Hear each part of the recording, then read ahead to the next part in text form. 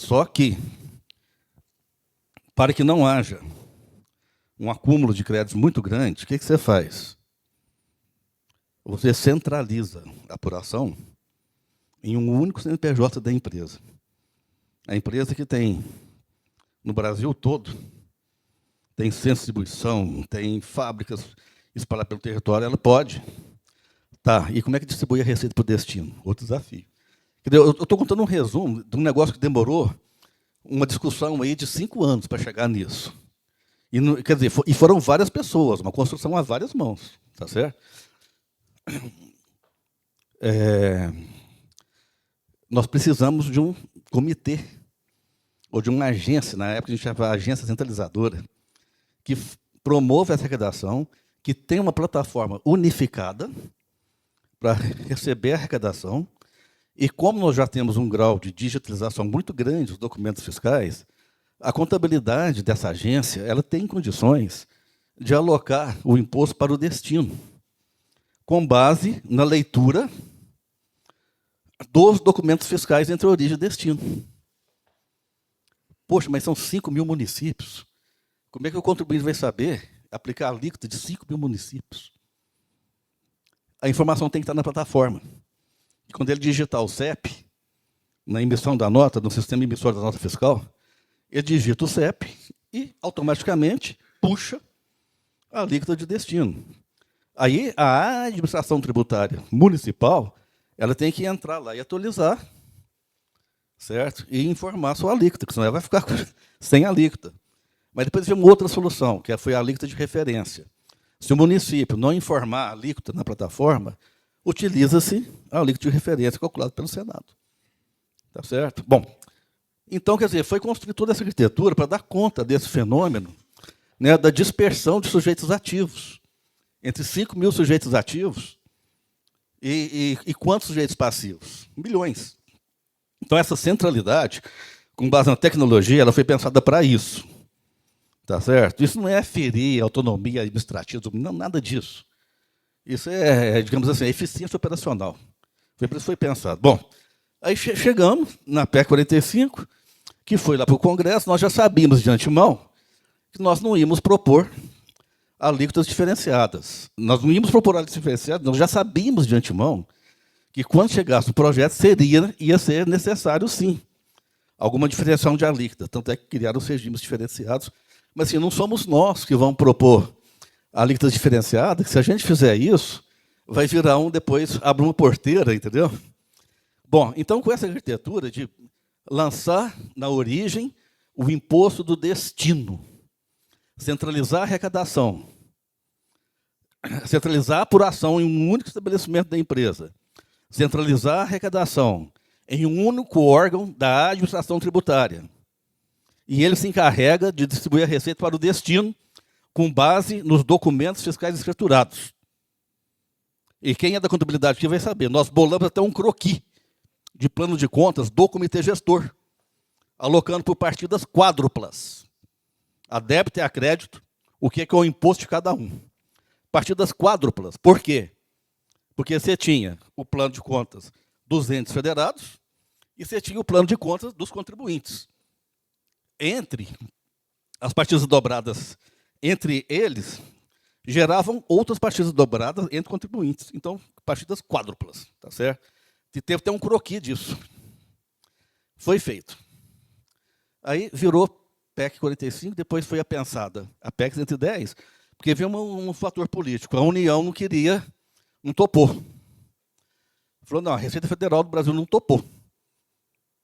Certo? Nós vamos ter o nosso IVA separado. Aí criaram a CBS, que é a Contribuição sobre Bens e Serviços. A gente não pode propor um sistema que faça uma transição de uma hora para outra para o destino. Porque se isso acontecer, você pode quebrar muito município. Um município que tem São Paulo, por exemplo, ele tem quase toda a arrecadação dele com base no ISS, praticamente toda na origem. Se de repente você passa isso para o destino, você quebra o município. E tem estado também. Só o estado de São Paulo, que é um estado denso em termos industriais, fornece mercadorias para o Brasil inteiro. Se você passa, São Paulo perderia, na época fizemos uma projeção, uns 20 bilhões, 10% da arrecadação. Agora, tem outros estados, certo? Que poderiam, os mais consumidores tenderiam a ganhar, e os mais produtores tenderiam a perder. Então, no concerto lá, interfederativo, entre os entes federativos, falou, vamos fazer uma reforma faseada. Porque se a gente não fizesse a transição para as finanças públicas, isso vai ser um desastre. E para as empresas, se você migrar de um sistema também de uma hora para outra, também você vai, em termos de obrigações acessórias, como é que isso vai ficar? Entendeu? Então, não, vou fazer o seguinte. Melhor isso, gente, estou falando aqui, nós contamos com a colaboração dos patrocinadores do CECIF na época, que trouxeram ideias, que eram empresas privadas, e trouxeram ideias. Nós contamos também com a ajuda de advogados tributaristas de empresas privadas, que trouxeram ideias. Então, não é coisa exclusiva, uma construção a várias mãos, com vários segmentos. Isso foi amplamente discutido. Não, então é o seguinte, nós precisamos fazer um faseamento dessa reforma, tá certo? Para que, como é uma mudança muito grande, é uma disrupção muito grande, nós não podemos fazer isso once for all. Então, a transição para o destino, aí foi pensado a reforma em 12 etapas, né? A etapa 1, não, pode ficar aí, não preciso passar, não. Eu ia só apontar, eu vou apontar com o dedo mesmo. Aqui, né? A etapa 1, está 2024, que para mim já começou já. Que seria o quê? Até 2032, né, nós temos uma vivência gradual dos novos tributos, enquanto que o velho vai morrendo aos poucos, o novo vai surgindo. São dois sistemas que convivem ao mesmo tempo, e isso é um desafio para as empresas. Né? A organização dos seus ERPs, a organização dos seus processos, para as empresas, para a contabilidade. É um desafio muito grande, né? Que tem que ter um planejamento para isso, tem que ter um plano diretor para dar conta dessa transição, tá certo? Que vai ter 2032. Aí, quer dizer, o que acontece nesse período? Implementação, integração de sistemas e plataformas, inclusive com o comitê gestor, novas obrigações acessórias, nós vamos falar um pouco sobre isso depois, e reorganização, isso pelo lado do fisco, das administrações tributárias, que precisam trabalhar agora de forma integrada. Quem é auditor fiscal sabe que é muito complicado você auditar uma empresa quando ela não tem, quando as ATs, as administrações tributárias, estão desarticuladas. Você tem que ficar mandando pedido de verificação fiscal que demora anos para chegar. Quer dizer, é muito ruim, assim, em termos de eficiência, né, do trabalho da fiscalização. É muito ruim. Então, a integração da administração tributária nesse período. Tá. E depois, para não. Isso, nessa etapa 1, pode apertar, Luciano. Na etapa 2, o que você tem aqui? Aí sim, aí em 50 anos, você tem a realocação da receita para o destino, paulatinamente. Nós não vamos tratar disso aqui hoje, que é uma coisa interfederativa. Você tem uma realocação da receita para o destino de forma muito paulatina em 50 anos. Eu achei 50 anos muito grande, eu acho que 20 anos seria suficiente para dar tempo dos estados e municípios reorganizar suas finanças, tá certo? Mas tudo bem, prevaleceu 50. Então, 50 anos é o que está posto. Mais um tique. Tá, nesse período que ficou um pouco fora de ordem aqui, quer dizer, isso aqui, esses 50 anos, ela afeta as relações entre entes federativos subnacionais. Tá certo? Que é a realocação da rede para o destino entre estados e municípios. Afeta essas relações. Mais um aperto aí. Tá, aqui afeta relações entre estado e contribuinte, basicamente. Então, são duas relações distintas. Uma é relações entre estado e contribuinte, que vai se dar até 2032. A outra é relação entre entes subnacionais, que é a realocação da receita para o destino em 50 anos, que é o quadro de baixo aqui, que é a etapa 2, que nós vamos contratar aqui. Pode apertar? Certo. As empresas, elas não veem essa transição aqui, que o dinheiro é arrecadado, depois que vai ser distribuído, elas vão ver de forma indireta, né? Através do gasto público, mas no dia a dia mesmo, né, na apuração, a empresa não vê isso daqui, só vê isso. Tá certo? Vamos lá, próximo slide. Tá bom? Agora nós vamos entrar de verdade na reforma. Bom, isso aqui eu acho que todo mundo está careca de saber, mas só para colocar tudo na mesma página, né? O que é a reforma? Os tributos federais, o que ele faz? Tá, nessa coluna aqui, ó, os tributos atuais, quais são os a serem criados e qual que é a competência e qual que é o órgão arrecadador de cada tributo. Tá certo? A apresentação vai ficar disponível para o pessoal? Pode ficar, né? Uhum. O que você tem aqui? Os tributos federais. Você tem PIS e COFINS se transforma numa única contribuição não cumulativa. Não existe mais PIS e COFINS cumulativo e PIS e COFINS não cumulativo. Agora é tudo não cumulativo. Tá certo? Você cria um imposto seletivo, que o nosso parceiro Fabrício vai falar. Tá certo? Isso aqui deu uma discussão danada, não vou nem recontar essa discussão, mas como é que ficou no final? O IPI, Zona Franca de Manaus, o IPI é para ter sido extinto. Mas o que aconteceu? Ele seria extinto e seria substituído pelo imposto seletivo. Isso era o projeto original, mas não ficou assim, ficou assim. O IPI Zona Franca de Manaus é a empresa que estiver fora da Zona Franca de Manaus e produzir produtos que lá são produzidos, elas vão ter que recolher o IPI para o governo federal, tá certo? Se essa empresa estiver produzindo esses bens lá ela não recolhe.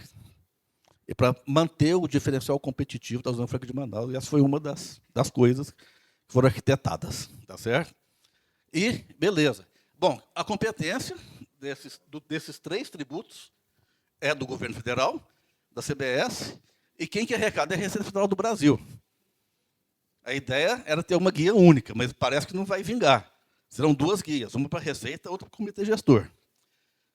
Os tributos estaduais e municipais, quais são? O ICMS, certo? E o ISS se fundem num imposto só, que é um IVA, que é o IBS. Então, o que acontece? Aqui é um IVA clássico, débito e crédito da cadeia toda. Aqui é um monofásico, não é IVA. O IPI é um IVA, é um imposto não cumulativo. Ele não chega a ser um IVA, é um IVA torto. É um IVA assim meio... Tá certo? Ele... Beleza. Agora, o IBS é um IVA clássico. O IBS e a CBS, os dois. Tanto é que a base é a mesma, as normas que vão reger são as mesmas, tá certo?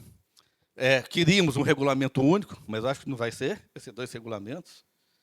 Mas o ideal seria um regulamento único, né? Mas, pelo menos a lei complementar é única para os 2, tá certo?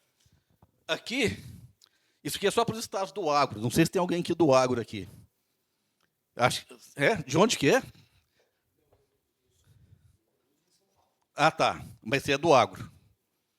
Eu já tive em alguma dessas... algum desses eventos, E que é o seguinte, seu nome é? O Rogério?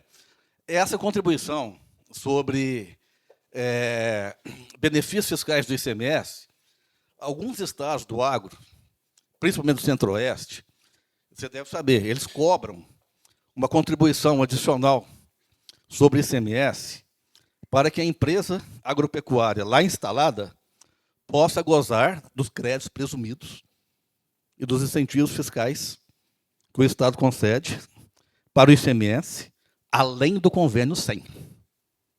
Certo? Então, quer dizer, na negociação lá no Congresso, esses estados não queriam perder essa contribuição.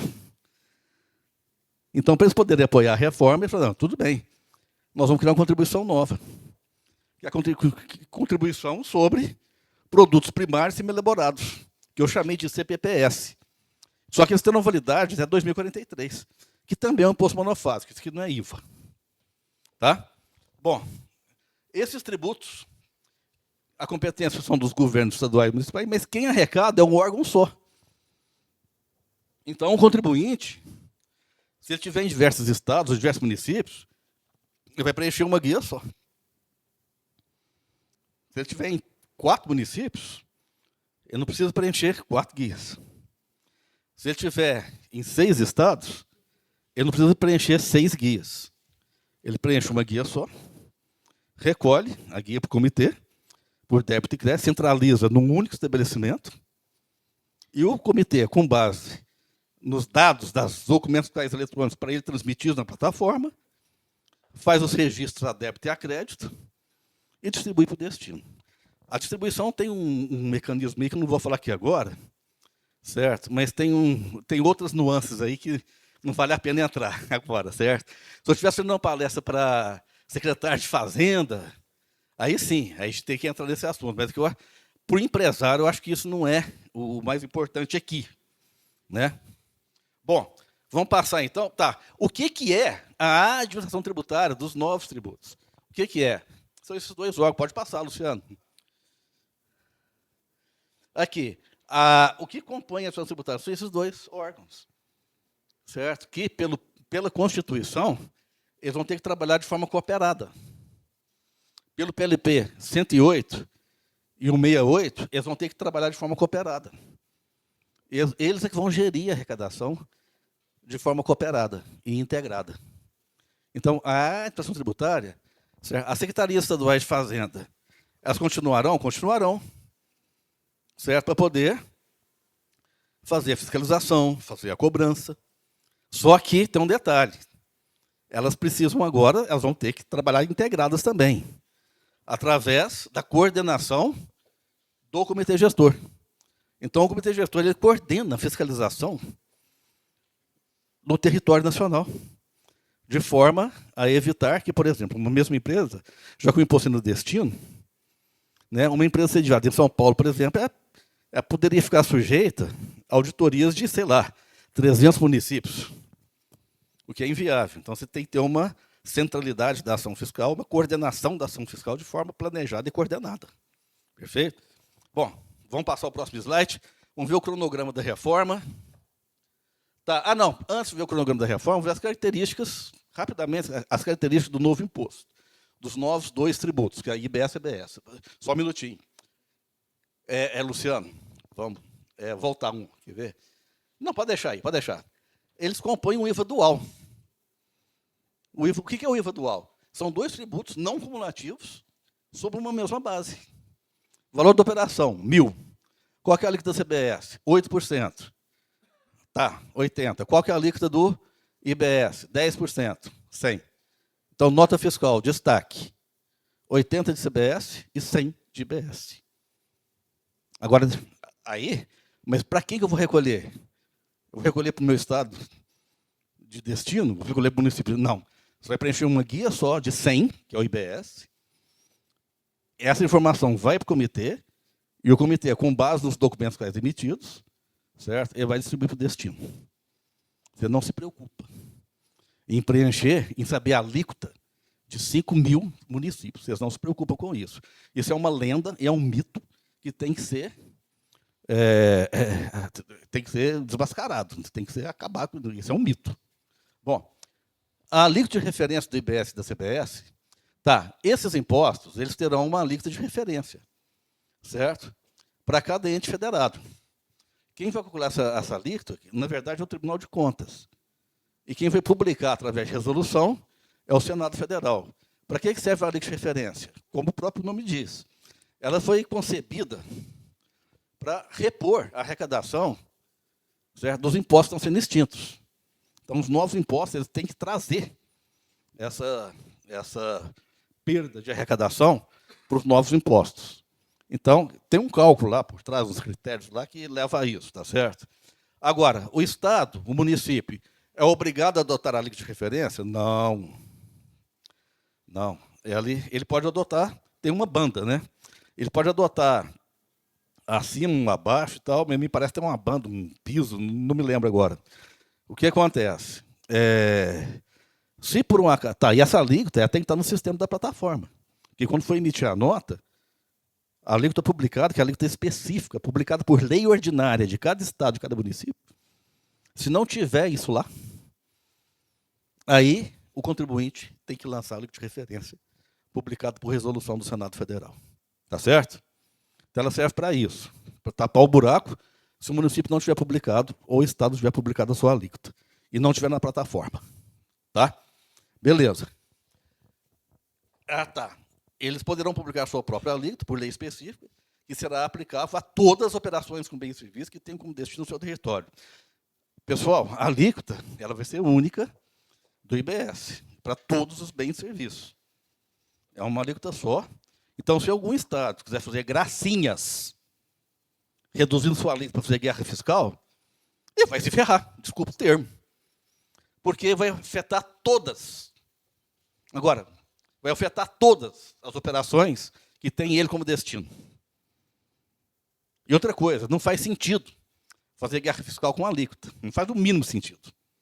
A guerra fiscal se faz com crédito presumido.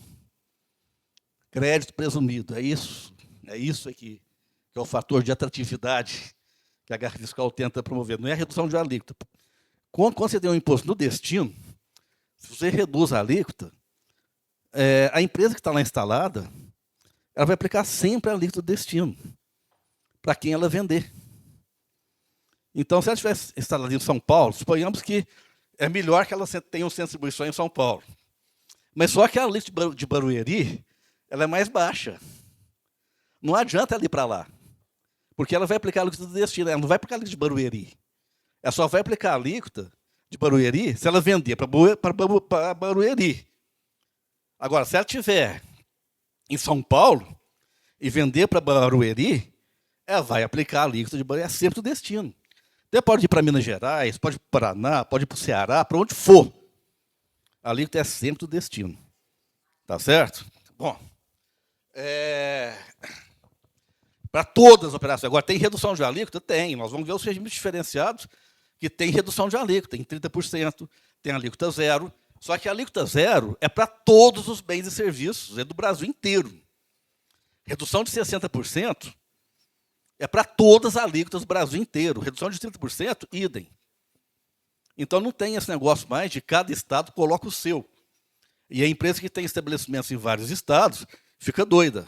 Não tem isso mais, com legislações muito difusas, certo? Agora é uma regra só para todo o território nacional. A única coisa que muda na competência legislativa de estados e municípios é fixar a sua própria alíquota por lei específica, só. Agora, não tem crédito otorgado, os créditos presumidos, eles já estão todos previstos no PLP, que serão aplicados também para todas as operações em nível nacional. Então, não tem um crédito presumido de Alagoas. Não tem mais esse negócio de desembaraçou no estado X, pagou ICMS com precatório. Isso não vai ter. Desembaraçou no estado X, ele vai ter suspensão do IBS e vai remeter para outros estados com crédito otorgado na saída interestadual. Isso não vai ter. Vocês estão entendendo? Agora, as regras são uniformes. Bom, os entes federados eles poderão vincular sua alíquota própria à alíquota de referência, sua alíquota própria de referência. Então, por exemplo, a lei que instituiu a alíquota do Estado do Paraná. Na lei pode falar o seguinte, a alíquota do IBS para o Estado do Paraná é tantos por cento da alíquota de referência publicada pelo Senado Federal. Pode, ele pode vincular. Bom, vamos lá. Tá, isso é muito importante, créditos amplos. Quem conhece a Lei Candir aqui, levanta a mão. O que falava material de uso e consumo? Quando a Lei Candir e do investimento, dos créditos sobre os investimentos. Quando ela foi editada, o Rubens não é dessa época, quando ela foi reeditada, né? Eu sou. O senhor deve ser também. Falava, somos, né? O que acontece? Quando foi editada a Lei Candir, falava assim, material de uso e consumo, se empregado na atividade da empresa, dá crédito. Aí os estados vieram, não, nós vamos perder a arrecadação. Então, vamos fixar um prazo. Vai dar crédito a partir do ano X, daqui 2 anos. Ou daqui 5 anos, não lembro. Eu sei que até hoje, foi prorrogando. Está até hoje. Material de exatamente, esperando o Godot. Né? Aí, investimento, ativo mobilizado, ativo permanente. Né? No início da Lei Candir, o crédito era integral, eu lembro disso. Que eu era auditor fiscal lá em Campinas, e a Samsung estava se instalando lá. E fez um baita investimento. A fábrica da Samsung fez um baita investimento. Aqui, aí o que aconteceu? Acumulou um monte de crédito. Né? Aí o secretário fala, "Brrr, agora tem esse monte de crédito acumulado aqui, meu Deus do céu. Aí os estados chegaram lá e falaram, não, nós vamos agora parcelar isso em 48 vezes. Certo? Quer dizer, isso aí gera cumulatividade, né? O não crédito de materiais de consumo aplicado na atividade da empresa, que não seja consumo pessoal, isso gera cumulatividade. E o IVA, por definição, ele é não cumulativo. O ativo permanente, se parcelado, ele gera cumulatividade. O IVA, por definição, é não cumulativo. Né? Então, aqui não, aqui é integral. Tem até alguns regimes aqui, que vai falar depois, de bens de capital, em que o ICMS fica suspenso.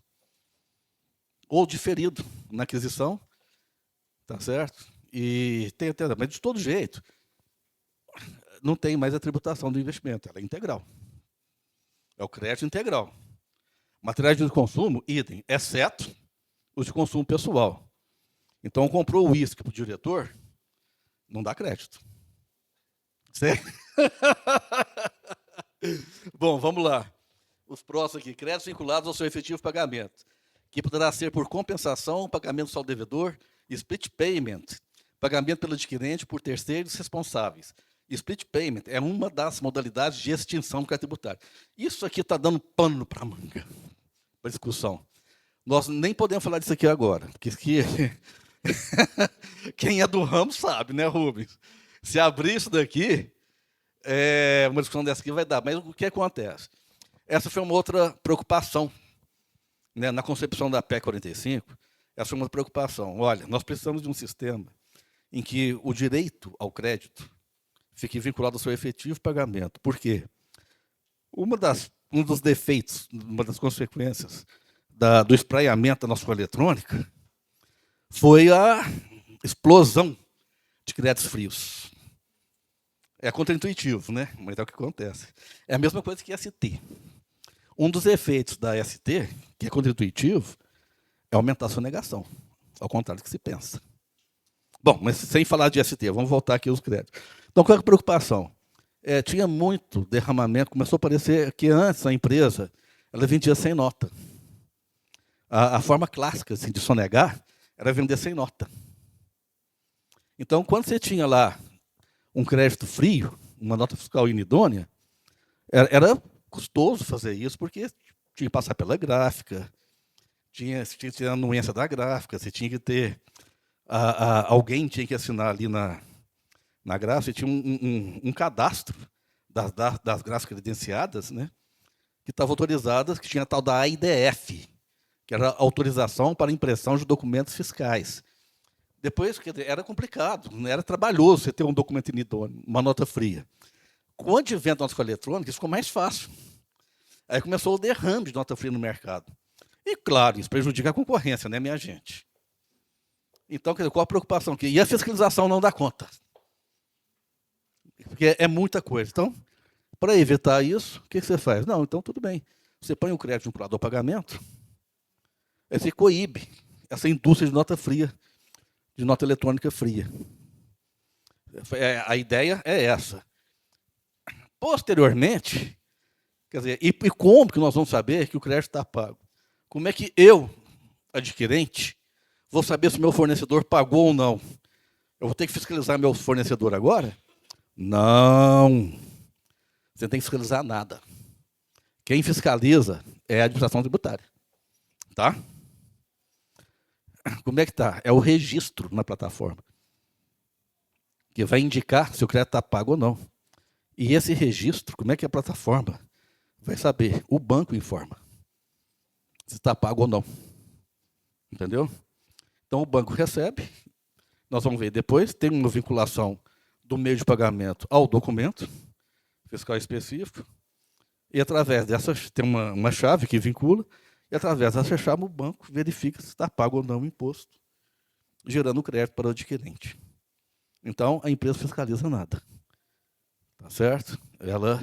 Quem vai informar se o crédito está pago ou não é a própria administração tributária. Agora, a empresa falou o seguinte, olha, o banco não informou. Eu paguei esse crédito aqui, o banco não informou, e agora? Não, aí você vai ter que abrir um processinho. Mas eu acredito que não, porque a tecnologia está tão avançada, tá certo? Que esse tipo de intercorrência provavelmente não vai acontecer em grande escala. Tá certo? Bom, o que mais? Tá. Outra preocupação. E por que vincular o crédito ao seu efetivo pagamento? Por causa disso aqui, ó. Nós precisamos de um sistema que tenha liquidez suficiente para promover a devolução instantânea de créditos acumulados. Se o crédito está pago, o governo pode, o crédito acumulado, ele pode ser devolvido instantaneamente. Não é verdade? Mas o legislador quis ser mais conservador. Ele falou, não, nós vamos fazer o seguinte, nós temos 3 prazos. 30 dias, 60 dias, 180 dias para devolver o crédito acumulado. E se a empresa estiver em programa de conformidade, estiver com nota boa em programa de conformidade, devolve o crédito em até menos de 30 dias. Certo? 60 dias é para bens do ativo imobilizado. Você tem aquelas situações em que a empresa tem saldo credor continuado, ela recebe 60 dias, a menos que tenha um período lá que dá um outlier, aí cai numa outra regra, né, que é de 180 dias. Né? E 180 dias para fazer mais operações. Mas não precisava, mas foi o que foi aprovado lá pelo que vai ser aprovado pelo Congresso. Né? Bom, o Comitê Gestor é um órgão coordenador das administrações tributárias estaduais e municipais. Quer dizer, se não tiver uma coordenação central desse sistema, vira uma torre de Babel. Então, daí é o papel do comitê. O que mais? Já falamos, princípio de destino, aplicação da alíquota de destino na origem, que é o seguinte, tem umas coisas ruins do ICMS, que às vezes podem ser aproveitadas como coisas boas no IBS. A DIFAL e a ST são 2 delas. Quando você tem ST em convênio entre 2 estados, o contribuinte do estado de origem, ele vai reter ST do estado de destino. É o mesmo princípio aqui. O contribuinte que está no estado aqui tem que recolher DIFAL para outro estado, recolhe por Guia Nacional de Recolhimentos Especiais. É o mesmo conceito. Só que agora, não é nem ST nem DIFAL, que não precisa existir mais. A DIFAL, por definição, não vai existir. A ST não precisa dela mais. Porque o contribuinte na origem, ele aplica o imposto do destino e recolhe para o comitê gestor. Na guia. Ele faz apuração e na guia. Tá certo? Beleza. Outra coisa importante é o cadastro unificado. Né? Você não tem cadastro contribuinte do ISS. Cadastro contribuintes... Não, agora é cadastro único. Na plataforma do comitê gestor. O que mais? O IBS terá um regulamento unificado. O IBS terá um só, não são mais 27 regulamentos. É um só. Vocês estão entendendo? O que vai mudar é a alíquota. O que mais? Tem os regimes de exceção, nós vamos dar uma olhada rápida neles depois. Certo. Outra coisa, quer dizer, para ter uma coordenação centralizada desse sistema, você precisa ter os registros econômicos das notas fiscais registrados numa plataforma nacional administrada pelo comitê gestor e pela Receita. É essa arquitetura. O que mais? Já falamos, apuração centralizada, já falamos. Apuração automática, pré-preenchida e assistida. Vamos parar nisso aqui um pouco. O que é isso? O PLP prevê uma apuração pré-assistida e automatizada. O que é isso? Não é lançamento de ofício, minha gente. Pelo amor de Deus. Tá? Isso aqui é que nem no imposto de renda, pessoa física. Você, pessoa física, hoje você pode entrar lá no site da Receita e puxar a sua declaração pré-preenchida. Aí você faz os ajustes, aí depois você assina e transmite, aí ela vira definitiva. Aqui é o mesmo conceito. O comitê gestor, com base nos registros das notas fiscais eletrônicas, vão ser transmitidos para a plataforma, fazem a mesma coisa. A empresa pode acompanhar a apuração, e nessa apuração ela pode checar se os créditos estão pagos ou não, e ela pode optar pela apuração pré-preenchida. Ela pode ratificar, assinar e transmitir a definitiva. Se ela não quiser esse sistema, ela faz a apuração clássica dela, lá na empresa, e ela mesma transmite depois lá para o comitê gestor, e o comitê gestor vai fazer as checagens, os cruzamentos da fiscalização, tá certo? Bom, o que mais? Ah, tá, já falamos, benefícios fiscais, somente os fixados, opa, vamos voltar. Somente os fixados em lei complementar e terão validade em todo o território nacional. Os créditos presumidos, os que serão possíveis, já estão previstos lá na lei complementar. Não tem mais essa de cada estado fazer seu crédito presumido. Não tem mais isso. É tudo validade nacional. Aí acaba a guerra fiscal.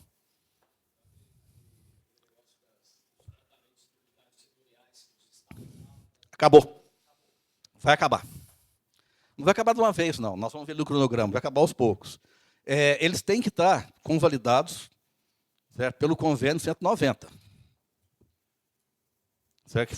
Que o convênio 190, ele regulamentou a lei complementar 160, de 2017. Né? Que o Supremo julgou que todo benefício fiscal financeiro do ICMS só tem validade se aprovado pelo CONFAS. Aí o CONFAS correu, o secretário de Fazenda, governadores correram, editaram uma lei complementar para convalidar todos os benefícios, e depois editaram, certo? Editaram um convênio, né? Ratificando a convalidação de todos os benefícios. São esses benefícios. Os outros vão deixar de existir. Tá certo? Esses também vão deixar de existir, só que aos poucos. E para esses que estão convalidados, também as empresas, nós vamos ver no próximo slide, elas vão poder contar com um fundo de compensação de benefícios fiscais e fiscais financeiros. Isso é importante, empresas. Vocês têm direito a esse fundo. Quem tem benefício fiscal do ICMS convalidado pela lei complementar 160, tem direito a um fundo. É uma subvenção. Tá? Próximo. Cronograma da reforma. Tem jeito de eu passar aquele trenzinho? Aquela luzinha? Eu posso usar? Mas vai funcionar se eu apertar para o lado de lá? É aqui? Aqui. Se apontar projetor, vamos ver se... Aqui, ó, funciona aqui? Aí. Cronograma. Aqui, no amarelo, os tributos atuais e sua vigência. 2026, tudo vai ficar como está. Exceto que nessa data, nesse ano, começa a vigorar CBS. CBS é uma alíquota bem baixa, cujos recolhimentos poderão ser deduzidos do PIS/COFINS. Tá? Ou o regulamento pode estabelecer que, na própria emissão da nota fiscal, compensa uma alíquota pela outra. Vamos ver se é no regulamento. Aqui você tem de 2027 a 2032, o que acontece? Bom, IPI se transforma em Zona Franca de Manaus, naqueles modos que eu disse a vocês. Os tributos atuais, ICMS e ICMS, a alíquota deles começam a cair à razão de 1/10 por ano. Quando chega aqui, em 2033, eles morrem de morte súbita. Tá certo? Os benefícios fiscais, eles vão juntos. Viu? Eles vão junto nessa proporcionalidade. Eles vão caindo à razão de 1/10. Tá? Eles vão junto. Do ICMS. PIS/COFINS, elas vão ser extintas já em 2027. A PIS/COFINS já transforma em CBS. Tá certo? Mas dessa CBS, você vai poder deduzir o IBS pago nesses dois períodos aqui, 2027 e 2028. Aqui. O que acontece? Eu nunca vi na história tributária, não sei se alguém já viu, Thalitas, já viu, você compensar tributo estadual com federal. Você já viu isso, Fabrício? Isso não existe na história, é a primeira vez, é inédito isso aqui. Você vai poder compensar o tributo estadual municipal com o federal, mas só nesses 2 anos, viu, gente? Não vai achar que... O que acontece? Essas alíquotas aqui, elas são alíquotas hipotéticas, tá? Exemplificativas. Não vão ser essas alíquotas, não. Elas vão subindo. Aqui a CBS já entra com a alíquota cheia já já aqui em 2027, mas deduz o IBS, e aqui as alíquotas, já a alíquota do IBS. A partir de 2029, já a alíquota cheia do IBS. O IBS, ele começa a ter alíquota de referência, ou alíquota por lei específica, a partir de 2029, na mesma proporção que for caindo as alíquotas do ICMS e do IBS. As alíquotas vão subindo, até que, em 2033, você tem já o sistema plenamente. Agora, isso aqui é importante para as empresas. Isso aqui, ó. Porque esse fundo ele já era para ter sido começado a ser capitalizado em 2025. No entanto, não está no orçamento. Então, talvez no orçamento do ano que vem vai no orçamento do governo federal. Isso aqui é recurso do governo federal. As empresas, esse fundo ele vai sendo capitalizado até, ele vai, quer dizer, vai ser 160 bi. As empresas, elas terão o direito de obter uma subvenção pelo fim dos benefícios fiscais do ICMS. Não é do ISS, não, do ICMS. Tá? Elas vão ter direito a esse fundo. Isso já está regulamentado no PLP 68. Os procedimentos administrativos para fazer jus a esse fundo, que serão encaminhados à Receita Federal do Brasil. Tá? O que você tem aqui mais? Você tem aqui o Fundo Nacional de Desenvolvimento. Por que isso daqui? Isso aqui são para os governos estaduais e municipais. É pelo fim da guerra fiscal. É a maneira que os estados apoiaram a reforma. Falaram, não, eu vou perder a guerra fiscal, eu vou perder o meu mecanismo de atrair empresa, que é o crédito otorgado, mas no lugar eu quero outra coisa. Então, criaram o fundo, porque o fundo ele entra no orçamento do governo, ele é transparente, porque esses benefícios fiscais eles não são nada transparentes, viu, gente? É um negócio assim, uma caixa preta. Aí, tudo bem, lá para o convênio 190, a lei complementar, fala que o Estado tem que depositar, tem um repositório lá do Confaz, que deposita lá o benefício, o regime. Só que você entra lá no site, o que você encontra lá? Você acha, eu vou ver qual que é o benefício. Não, você encontra o protocolo de encaminhamento do benefício, entendeu? Você não vê qual é o benefício. Você vê o protocolo só. Bom, protocolo e nada é a mesma coisa. Assim, para quem quer ter a transparência, né? Bom, aqui, pessoal, o que nós temos aqui? Nós temos aqui um cronograma, baseado no cronograma anterior, dos sistemas de apuração, que aqui estão o planejamento das empresas. 2024, nada muda. Permanece os sistemas atuais, inclusive do Simples Nacional. 2026, nós vamos ter 4 sistemas de apuração desses tributos aqui, e também vão ter sistemas de apuração dos novos tributos. Então, 2 sistemas já começam a conviver aqui nessa época. Ah, tá, no slide anterior eu não falei do imposto seletivo, que vai ser a palestra do parceiro Fabrício. Tá? O que acontece aqui? 2027. Bom, nós vamos ter a apuração, na verdade são 3 sistemas, que tem o IP Zona Franca de Manaus. Ah, não, está aqui, ó. Está aqui. São 2 sistemas, ICMS e ISS, mais o sistema de apuração do IPI. Os sistemas antigos do ICMS e do ISS poderão ser sepultados, descartados? Não. Por quê? Porque tem esqueletos no armário. Porque tem muito contencioso, tanto judicial quanto administrativo, que está lá atrás. Depois, na hora que sair uma decisão, uma sentença, você vai ter que recuperar esse sistema para poder fazer uma nova apuração. Pode ser. Então, não joguem fora os sistemas antigos.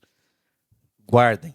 Mas, de todo jeito, você vai ter que ter aqui um ERP que faça a conciliação entre o sistema antigo e o sistema novo. Quer dizer, é uma revisão de processos.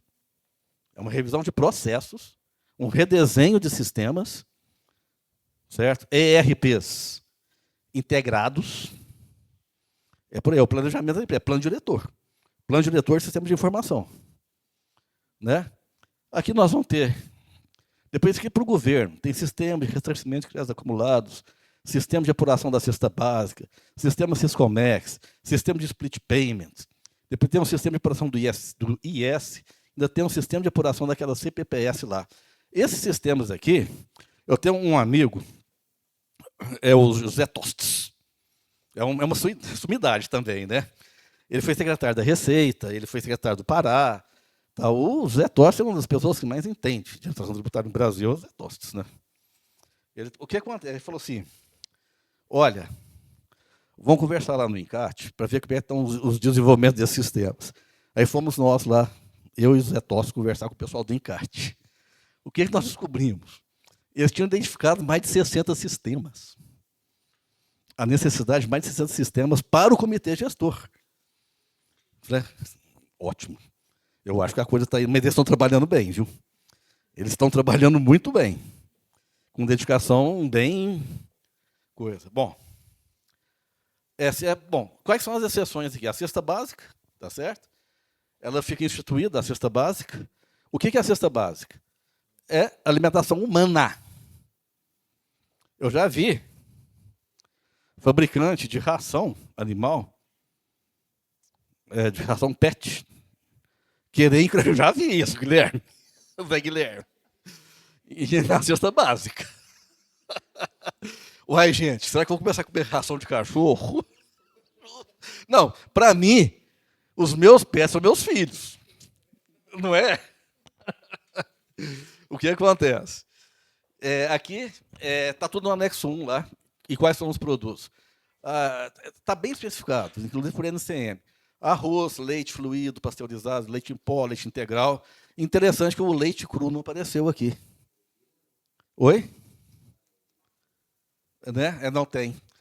Manteiga, margarina, feijões, raízes, tubérculo, cocos, café, óleo de soja, babaçu, farinha de mandioca, farinha de trigo, açúcar, de novo, massa alimentícias, pão, óleos de milho, aveia, farinhas, carnes bovina, carne ovina, suína, caprina e de aves, e produtos de origem animal. As proteínas animais. E detalhe, queijo. Graças a Deus. Você sabe que o segredo da felicidade é o queijo. Por que mineiro é mais feliz? E o vinho, né? Então, o vinho O vinho é fundamental. Mas nós, mineiros, e o Fabrício, do Araxá. E o Fabrício também é mineiro, mas ele é de Belo Horizonte. Lá não é do Belo Horizonte, né? É do Araxá. Nós somos mais felizes, os brasileiros mais felizes, porque nós comemos queijo. E nu. E os meus amigos paulistas e paulistanos, quando eu trago queijo para eles, exatamente, sacou, né? Sacou. Nu. Vamos lá. Regimes diferenciados. O que acontece com esses regimes diferenciados, tá certo? E quem são? Onde é que eles estão? Você tem aqui o regime diferenciado. Qual que é a característica dele? Ele reduz a carga tributária. Ele reduz. 30%. Em 30%.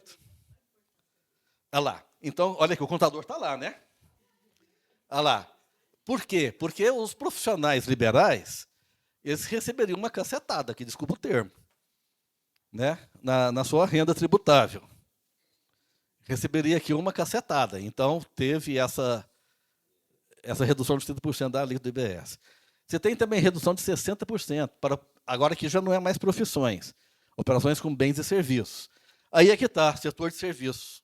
Aqui tem muita gente no setor de serviços. Estava comentando com como é que você chama? Diego, né? O Diego é da... Falou, o setor de serviços ele é muito pulverizado. Então, ele não tem, digamos assim, um lobby forte no Congresso para poder pleitear uma redução de alíquota. Então, mas para alguns serviços, foi reduzido em 60% a alíquota.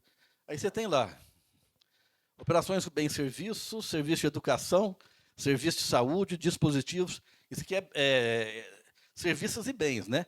Dispositivos de acessibilidade para pessoas com deficiência, medicamentos. Tem setor de farmácia aqui, não tem?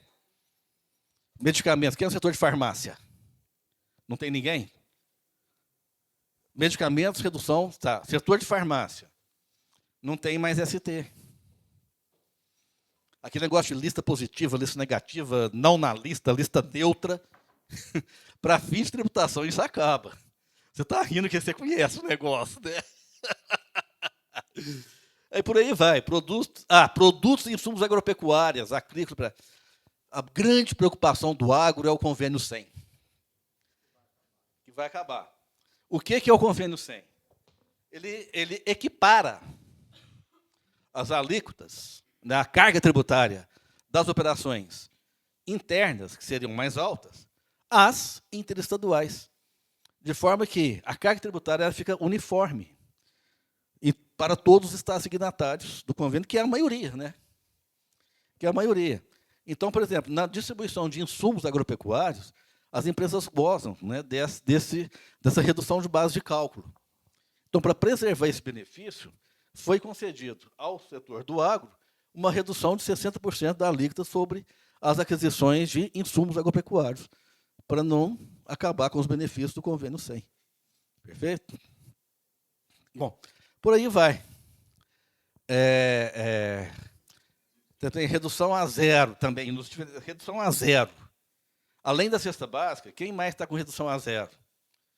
O dispositivo médico ele pode estar na redução de 60% ou a zero, depende do anexo. Lá no anexo da lei complementar, depende da NCM. Ele vai estar numa ou noutra redução, tá certo? Aí por aí vai, produtos hortícolas, frutas, ovos, automóveis de passageiros adquiridos por pessoas com deficiência ou com transtorno de espectro autista, automóveis de passageiros adquiridos por motoristas profissionais que destinam automóvel à utilização na categoria de aluguel, táxi. Uber entra aqui? Por quê? Não é táxi. Estava escrito lá na lei complementar que é táxi. Uma sacanagem, né? Desculpa ser o termo, né? Ficou, coitado dos uberistas, né? Mas é o que está. Bom, serviços prestados por instituição científica, tecnológica, etc. O que é regime específico, gente? Regime específico, ele não necessariamente reduz a carga tributária. O diferenciado reduz. O favorecido reduz. Agora, o específico não reduz. O que é o regime específico? Ele é um método de apuração diferente dos sistemas de débito e crédito do IVA clássico. Ou ele sob faturamento, então, quando ele vem sob faturamento, ele vai ter algumas deduções lá, tá certo? Aí você tem o setor financeiro, você tem para bens imóveis. Eu não vou falar sobre cada... Eu sei que tem muita gente aqui do setor aqui, mas não podemos falar sobre cada regime específico, senão nós vamos ficar muito tempo aqui. Então, você tem lá. São esses aqui, ó. Quais são os produtos sujeitos aos regimes específicos? O combustível, ele é de REN. O que é a de REN? É sobre o volume. É uma alíquota por unidade medida, sobre o volume comercializado. E é monofásico. Ele recolhe uma vez só. A Petrobras recolhe uma vez só lá na saída do combustível, ou do derivado de petróleo. Ela recolhe lá uma vez só. Dá direito a crédito? Dá somente para os casos em que o adquirente for utilizar aquele combustível na sua atividade empresarial. Agora, empresarial, indústria. Se for para revenda, não dá direito a crédito. Então, distribuidora, não tem crédito. Posto de combustível, de varejo, não tem crédito. Agora, eu tenho aqui um grande centro de distribuição, eu tenho uma frota, e eu utilizo combustível para abastecer essa frota. Dá direito a crédito? Dá. Por quê? Eu não estou comercializando o combustível. Eu estou utilizando a minha atividade empresarial.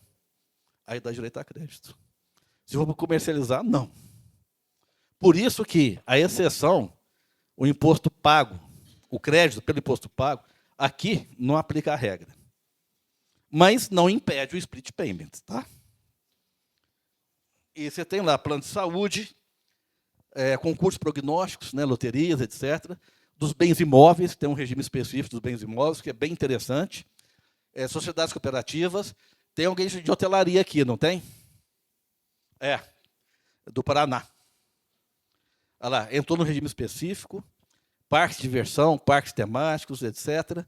Sociedade anônima de futebol, as missões diplomáticas, etc. Então é isso. Pessoal, Como é que vai ficar essa parafernália aqui de obrigação? E essa parafernália aqui de obrigações acessórias, hein? Pelo amor de Deus, como é que vai ficar essa Torre de Babel? Ó, o que nós temos aqui? Qual que é a ideia? A ideia é que os atuais documentos fiscais, tá certo? Eles converjam para um modelo unificado. Né? Os atuais sistemas de escrituração e apuração também converjam para um modelo, certo? Unificado, que é uma conta fiscal, como se fosse uma conta bancária de cada contribuinte, lá no comitê gestor, que ele tem acesso. Certo? O cliente tem acesso ao fornecedor para ver se o crédito está pago ou não. Ele não vai acessar a conta fiscal do fornecedor, mas ele vai checar se naquilo que ele compra, se aquele crédito está pago ou não. Tá certo? De todo jeito, qual que é a tendência? É evoluir para uma conta fiscal unificada. Né? Expede essas coisas, eles podem ficar um tanto quanto obsoletos. Tudo isso cai nessa plataforma unificada de dados cadastrais e de informações econômicas fiscais. Quer dizer, isso tudo está no artigo 42 e 43 do PLP. Então, toda aquela parafernália, a tendência é a convergência. Aqui, variações sobre o mesmo tema. Durante a transição, o que é que nós temos? Esses documentos fiscais aqui, emitidos pelo contribuinte, eles vão receber, já receberam, na verdade, lá por uma nota técnica do ENCAT, a inclusão de novos campos para comportar os novos tributos no documento fiscal eletrônico. A ideia é, ao emitir o documento fiscal eletrônico, tudo isso cai na plataforma do comitê, isso está no artigo 42, e com base nessas informações, a própria administração tributária ela pode fazer uma pré-apuração, que é a declaração pré-preenchida. Ela vai fazer um envio online para os contribuintes, que pode ser o acesso direto à plataforma. O contribuinte ele entra na plataforma, ele pode retificar ou ratificar, assinar e transmitir, gerando a declaração definitiva, que vai gerar duas guias, a do IBS e da CBS. O contribuinte vai no banco, paga, e o banco, certo, vai depositar na conta do comitê gestor, e o comitê gestor vai distribuir esse recurso às contas dos tesouros estaduais, às contas dos tesouros municipais, vai promover a devolução de créditos acumulados às empresas. Isso é importante. Essa centralidade da arrecadação ela é importante para promover a devolução mais célere do crédito acumulado, porque no sistema atual tem estados que não devolvem crédito acumulado de ICMS. O Estado passa por uma dificuldade financeira e não devolve, ele aperta a devolução do crédito acumulado. Aqui não tem mais isso. O Estado recebe o valor já líquido dos créditos acumulados. E o Tesouro Estadual. E quem vai receber diretamente do comitê é a empresa. Então, não fica retido. Tem aqueles prazos lá de 30, 60, 180, não precisava, mas tem. Né? O que acontece? O banco deposita também o recurso da CBS na conta do Tesouro Nacional, ele promove a devolução de créditos acumulados, o cashback para a população de baixa renda, e nos estados que têm fundo com baixa pobreza, repassa o recurso. Tá certo? Vamos acelerar aqui. Algumas perguntas. Qual o futuro da EFD? Contribuições da EFD, ICMS e IPI, após a transição dos tributos. Certo? A tendência é você ter tudo isso registrado em plataforma. Do comitê gestor, talvez um novo formato. Entendeu? Com outro layout. Eles serão descontinuados após o advento da conta fiscal do contribuinte na plataforma de dados. Recomendo que não descontinue esses sistemas antigos da EFD, porque existem esqueletos no armário, que uma certa hora precisam ser recuperados, tá certo? Pontos a pensar, empresas. Impactos no fluxo de caixa, nós vamos falar depois. O tratamento dos saldos credores nas duas viradas de chave. Que duas viradas de chave? Quando acabar o PIS e COFINS e os créditos, e os saldos credores de PIS e COFINS. Tem regra para isso? Tem. Está no PLP 68, pode ser compensado com a CBS. Mas tem que estar homologado. Então, contribuintes, corram para homologar crédito, PIS e COFINS. Então, vai ser uma chuva de pedido. E a segunda virada de chave é 2033. Né? Quem tiver crédito acumulado de ICMS também vai ter que correr para homologar e receber antes, porque senão vai receber em 20 anos, viu? Fica avisado. Que fique avisado. Tá certo? Entra lá, são as duas chaves, né? Ó, aqui, quem está falando com uma pessoa aqui dessas empresas, que tem muitos centros de distribuição pelo Brasil, não faz sentido ter centro de distribuição extrema, viu, gente? Extrema, ó, desculpa, viu? Me desculpa. Que o governo, ó, Romeu Zema é meu amigo de infância, hein? Que o Romeu Zema e o secretário de Fazenda me desculpem, mas aquilo lá é uma vergonha, como diria o Boris Casoy. Gente, vocês já foram em Extrema? Alguém que já foi em Extrema? Aquilo ali parece um Osasco. Aquilo ali, quando eu fui trabalhar na fronteira, na barreira, que chamava naquela época, eu entrei no FIS em 1990. Eu fui trabalhar na barreira. Uma Extrema vai voltar, não é que vai matar, vai voltar o que ela era antes. O que faz sentido ter lá em Extrema? A Copenhague, não. As fábricas lá tem a ver.